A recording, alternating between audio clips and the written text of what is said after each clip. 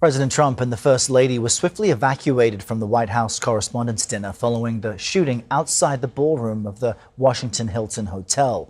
Weijia Zhang is president of the White House Correspondents Association and the host of this year's annual event. And as you see there, she was seated next to Mr. Trump when gunshots were fired.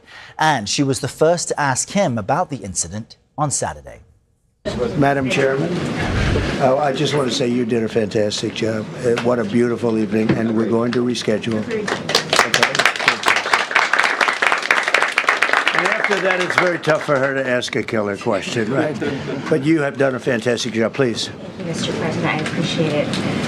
As you mentioned, it all happened so quickly, and I wonder, especially because unfortunately you have experience with these sorts of threats. In that moment, when you realized there was a threat and service agents were telling us to get down, can you describe what was going through your mind, how you were feeling in that moment? That's a very good question, actually. It's always shocking when something like this happens. Happened to me a little bit, and that never changes. The fact we were sitting right next to each other, the First Lady, am I right? And I heard a noise and sort of thought it was a tray. I thought it was a tray going down. I've heard that many times, and it was a pretty loud noise. And it was from quite far away. He hadn't reached the area at all. They really got him. CBS News senior White House correspondent Weijia Zhang joins us now from the North Lawn to discuss this. Good morning, Weijia. How are you doing? And what was going through your mind in those moments? I know that this was such a special event for you and your family, and your kids were there too. Good morning, Errol. Good morning to everybody. I am feeling okay this morning. I think a lot of us who are in the room continue to process what happened because we haven't had much time to do so. We went straight, as you saw, from being a dinner guest to being reporters, all in a matter of minutes. So my hope is that many of the journalists who were there and part of the WHCA are taking time to really, time for whatever they need to make sure that they are okay also. But thank you for asking. You're right, though, that, that night was supposed to play out very differently, obviously. And I think something that the president said during that press conference struck me. He said that the dinner was supposed to bring the press and the president together, and in a way it did, because it doesn't matter what party you were from, it doesn't matter if you were a news reporter or a news maker that night. We were all on the same side because we were all trying together to make sure we were safe, and we were, on the other side of a threat.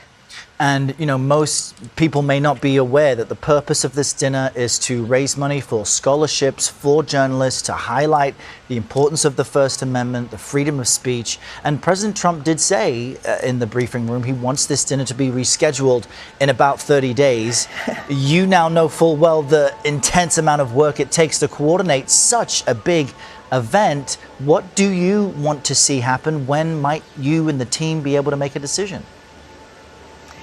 Well, the other board members and I will certainly be having that conversation to talk about not only the feasibility, but also, just the appetite for returning to that event in the next 30 or 60 days.